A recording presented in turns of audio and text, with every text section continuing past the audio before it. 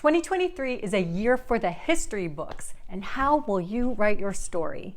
My name is Carrie Samuels, your intuitive counselor and happiness coach with your yearly forecast for 2023. There's so much happening this year, big changes. And I know you're probably so tired of hearing that. I've been talking about how 2023 is a year of soul searching, and I always hear the collective groan. Here it is though.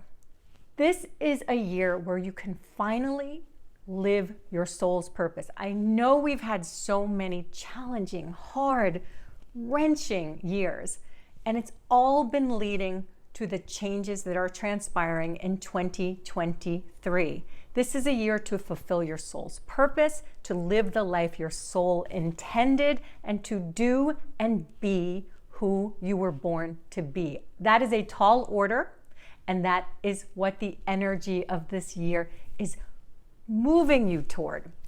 I'm sure you've been feeling it. So the last 3 years, 2020 up until now, has been massive changes in society, collective changes. We've been dealing with collective trauma as we've been dealing with truths being revealed and awakenings. And it's been a lot because you're probably realizing what does and does not work for you anymore, what you will not tolerate anymore. And the process has been exhausting, and dealing with that collective trauma has awakened some of your personal trauma too, most likely.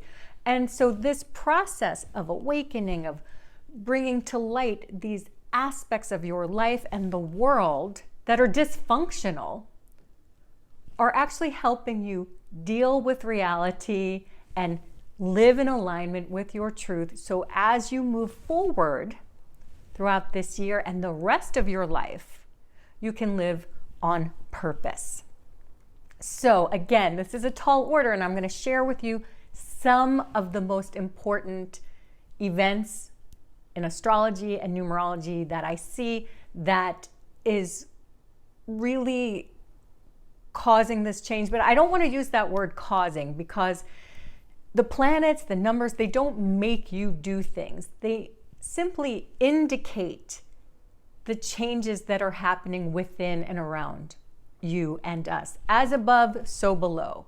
So as we can predict the weather by looking at patterns and the way things are shifting, when we look at the planets and the numbers and even the tarot teachers, it shows us what's moving, and they are all archetypes. So they show us in what ways and what our spiritual lessons are going to be. So this is a year rich with spiritual lessons. Change is immense. We are going to have a completely different ecosystem in the heavens by the end of the year, which means that life here on Earth is going to be completely different. The planets that are changing are social planets, and we have an outer planet that's a generational planet, Pluto, that's changing, and this means that life will never be the same. Saturn is changing signs, and that happens once every 2 to 3 years. Jupiter is changing signs. That's a once a year thing, and Jupiter blesses everything it touches when it is in a sign. And Pluto only changes signs once every 20-ish years, and that's happening this year. Pluto comes around, its orbit around the sun is 248 years. So that is a generational change. So when Pluto changes signs, everything in our culture and society shifts. Saturn as well, and Jupiter. Saturn and Jupiter are the social planets. So all three are changing signs this year. In addition to that, the nodes of the moon are changing. Those are known as the lunar nodes of destiny. And that also shifts what we are culturally transforming, karmically, our karma that we heal as a collective, and our dharma, where we are going toward as a collective, which also, of course, transpires on a personal level. Every planet's going to be retrograde, and we actually begin the year With Mercury in retrograde and Mars retrograde, those are personal planets. You are probably familiar with Mercury retrograde and all the mayhem that can ensue when Mercury is retrograde. It doesn't need to be that way. Mercury is the planet of your mind, your thoughts, and communication. Mars is the planet of action. So with these two planets retrograde at the top of the year, plus Uranus, which is the planet about freedom and liberation and awakenings and movement, sudden movement, these three are retrograde and they all three go direct in January. So we start the year in a time of reflection, in a way with a world that's upside down. And your world may have been turned upside down this last year, and especially the last 3 years. And so you're rethinking things, re-evaluating things. And so before there's this forward movement and starting the year with, I'm going to do this, and this is what I want, and this is what I'm going to do, you're starting in reflection mode. So the universe speaks to us through symbols and signs, and the universe is telling you to slow down. Maybe you're exhausted. Most of us are exhausted, especially from this last year. Doing, going. What the universe is telling you is that's not necessarily the best way anymore, because you can't just keep moving forward in the way you've been doing it. You have to stop and tune into yourself. Retrogrades are inner journey movements. Every planet's going to be retrograde this year. So this is a year of tuning in and revising, revisioning, rethinking.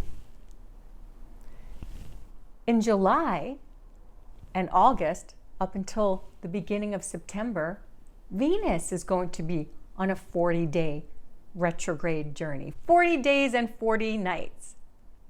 The planet of the heart, going inward. Who do you love and why? Everything about this year is questioning why. Why are you doing what you're doing? And how can you do it differently? That is what the universe is showing, is what is necessary right now in order for you to thrive. Now, there's something that pulls this together, all these planets, this planetary movement. In numerology, 2023 is a 7 universal year. And 7 is the number of soul searching. 7 is associated with tuning in to your soul, tuning in to your heart, and tuning out the world. So usually in a 7 year, there's more reflection. Are you seeing the patterns of the universe here? Everything in the universe is showing you that you need to question why, how, who are you connecting with? How can you make your movement on this planet, your journey on this planet, meaningful? This is really a deeper search for meaning. 7 is associated with intuition, not out-tuition, intuition, okay? So there's always questioning involved when the 7 is activated. So this is the theme all year. It's the year of asking the big questions. And so all of the changes that have been happening in the world have forced us to change how we live, work, and love in the world, and how we respond and how we heal. So it's a year of tremendous healing as well. And again, you're probably tired of it. But in some ways, we've only scratched the surface because we've become aware of what has needed to be healed in society and in your heart. Because we're connected. Nobody's a microcosm. We're not a microcosm from the planets, and we're not a microcosm from each other.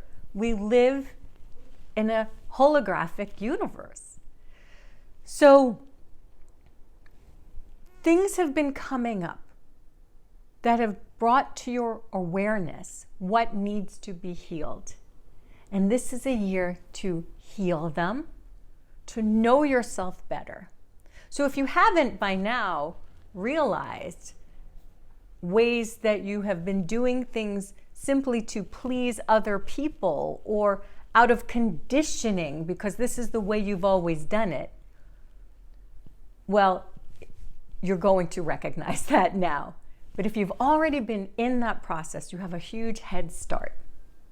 So this is a year where I encourage a lot of therapy, therapeutic work, tuning in, meditation. This 7 is a year that is all about the bridge between heaven and earth.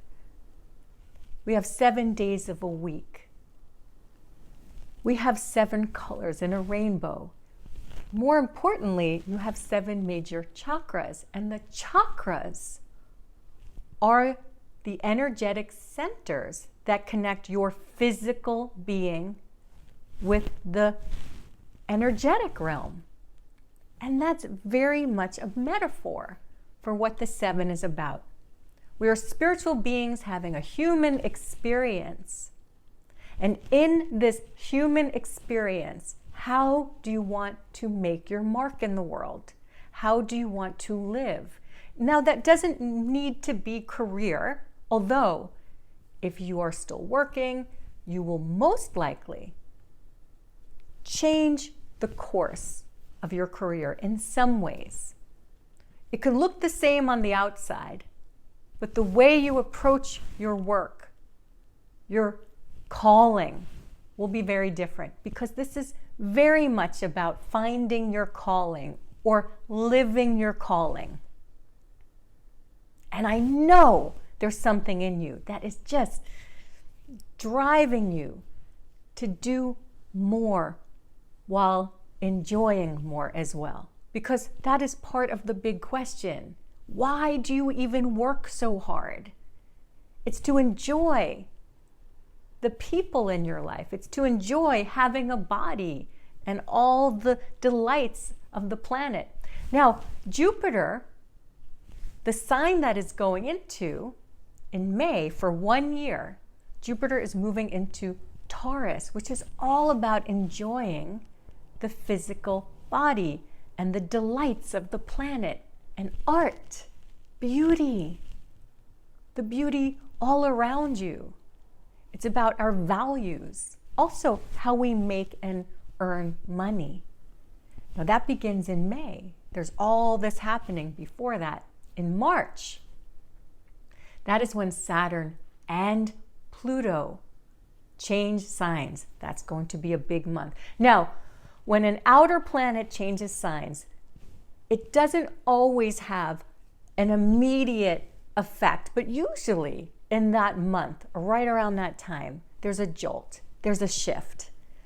These are slow, incremental changes that happen over time. Saturn is going into Pisces for 3 years. Saturn is the planet of structure and boundaries and limitations and discipline and responsibility. Saturn is the Lord of karma, the Lord of time, how you keep time. It's all about how we structure our life in the physical world. Pisces is the last sign of the zodiac. It's also related to karma and healing karma. Pisces is mutable water. It has no natural boundaries. So it will be interesting how the planet of boundaries and structure goes into the sign of boundarylessness. It will be interesting and healing. This will bring a lot of healing. The next 3 years, this is actually one of my favorite parts about what's coming up for us. people will feel more comfortable talking about mental health. There will be resources developing to treat mental health. Everyone will be more comfortable talking about feelings, and not just Instagram feelings, okay? Not just happy presented feelings. Really what's going on the inside. You will be amazed at what is happening on the inside of people, because this is a tough planet, okay? And we're all going to start to talk about what's really going on, and this will help all of us heal. Anytime there's any kind of representation, and we will see more representation, more diversity, because boundaries are being dissolved. That's what happens when Saturn is in Pisces. So this is why this is more also a time of immense healing. Now, of course, we're all going to be so emo. It's going to be very emotional, but that's part of the healing, right? You have to feel to heal. And of course, as we all become more comfortable talking about our feelings and not just these happy feelings, not just what we want to present to people, this is going to transform the world in beautiful ways. Now, also in March, Pluto moves into Aquarius. Now, this is only going to be until June. We're going to get a taste of this transformational planet, the planet of death and rebirth and transformation and the underworld, the shadow, truth. Pluto moves into Aquarius until June, and then goes back into Capricorn, where it's been since 2008. Pluto in Capricorn has transformed our economy, the way we do business, and government, all the big structures of our world. Since 2008, Pluto has been bringing to light all that needs to be healed and fixed and abuses of power. Now Pluto goes into the sign of the people. Aquarius is all about society. It actually governs society. It actually governs astrology itself. Aquarius is your dreams, your goals, your friends, the people that you commune with, people that you have things in common with. And what's so beautiful about Aquarius is the inherent paradox within it. Because Aquarius teaches us that we all need to work together in a way that we're all equal by having us all be very unique individuals. So it's both the sign of individuality and the collective, because that is the best way to be in a group, in a collective. That's the way we all grow and thrive. Nature thrives in diversity. So we're being called by the universe to be more of ourselves, to be comfortable being ourselves. And again, this is accentuated when the North Node of Destiny moves into Aries. Now, this is what triggers the eclipses. The North Node of Destiny is where we are all headed collectively, going into Aries. And karmically, the South Node shows us what we need to let go of collectively, and that's in Libra. Libra is the sign of relationships. Now, this doesn't mean that you shouldn't be in relationships. However, Libra in its shadow form is too accommodating. And Aries believes in itself. Aries is the first sign of the zodiac. It teaches you to have confidence and courage. And those nodes change signs in July. So that's all happening while Venus is going retrograde, helping you reevaluate your self-worth. So everything about this year is teaching you to go inside, find your buried treasure, reconnect with your passions, reconnect with your purpose, and express that in the world. Now, there's so much to this. There are so many nuances to the changes transpiring this year, but I wanted to give you the main essential points. Now, that said, I have 3 essential ways, your keys to happiness and success this year, that you absolutely must pay attention to. Now, your first essential for happiness this year is to take time for yourself every day. Non-negotiable.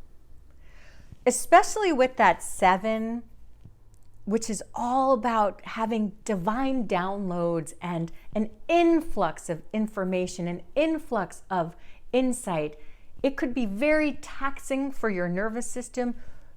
If you're not processing things, you can miss things if you're not taking time. So it's very important that you take time and space for yourself every day. Even more helpful if you process your thoughts and emotions. Journaling is really helpful. Therapy is helpful. Any healing modality is helpful for you to process. So that's an investment in you. If you're taking time to heal yourself, if you're taking time to process your emotions, meditation. The 7 is often associated with retreat. So any way you can distance yourself from the noise of the world. So essential. Okay, which brings us to essential key to happiness number 2, which is to express yourself with integrity. Now, I hope I've made clear how important it is for you to be yourself. The reason that so many people suffer is because they're hiding who they are. And that keeps people at a distance. It keeps opportunities from presenting themselves. When you are living your soul's purpose, when you have the courage to be yourself, and again, this means all of you, not just the part you think Instagram wants to see or your clients want to see or whatever that is. You need to be yourself and express that with integrity, which means the whole version of you, not a piece of you, not this piece of you, all of you. If there's something you've been wanting to do, that's a part of you that's really craving expression. Pay attention to those parts of yourself that are longing for expression. If there's something that you're not saying to someone because you're trying to protect them, well, that's not expressing yourself with integrity. All of you authentically needs to be expressed and communicated. And I promise you, when you are yourself, when you have the courage to be yourself, your whole world changes for the better. Now, your essential key to happiness, number 3, is to build better boundaries. That's challenging for a lot of people because it's really even challenging to know what boundaries are. So, boundaries first around your time. So, are there any time leeches? Do you find yourself wasting time by scrolling or getting involved in other people's drama or not saying no when you should be doing something for yourself? Okay, boundaries in time, boundaries in energy. So you have to be very careful where you are directing your energy. Notice your energy, how you feel in different circumstances. And where do you want to focus your energy? Is what you're doing and who you are with, are they a good use of your life force to be connecting with them? Pay attention to all of that. So as you build better boundaries around your time and your energy, you can direct that to making your life more joyful. You can create boundaries to create time where you recreate or you relax every day.